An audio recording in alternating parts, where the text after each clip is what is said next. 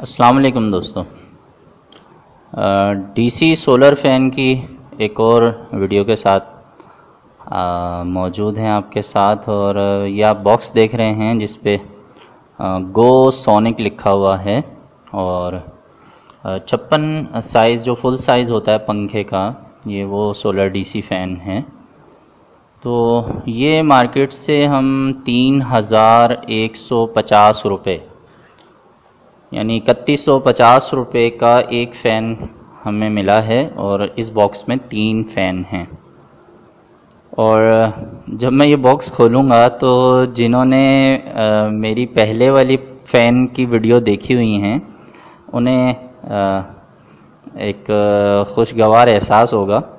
और वो एहसास ये है कि इस फ़ैन के अंदर भी सेम वही बॉक्स इस बॉक्स के अंदर भी सेम वही फ़ैन मौजूद हैं जो हमने लास्ट टाइम NPI के नाम से लिए थे। तो आप देख लें, ये पूरा बॉक्स का डिज़ाइन सेम है, बिल्कुल कलर भी वही है और ऊपर की जो तहरीर है वो भी सेम है। और यहाँ ये बॉक्स पे अगर आप गौर करें तो जहाँ NPI लिखा हुआ था वो जगह ही खाली है। तो मार्केट में मैंने अल मदीना के नाम से भी यही बॉक्सेस देखे। पिछले साल हम कैरो के नाम से ये फ़ैन ख़रीद कर लाए थे और अभी आपने देखा कि बेनाम ही ये फ़ैन मौजूद हैं।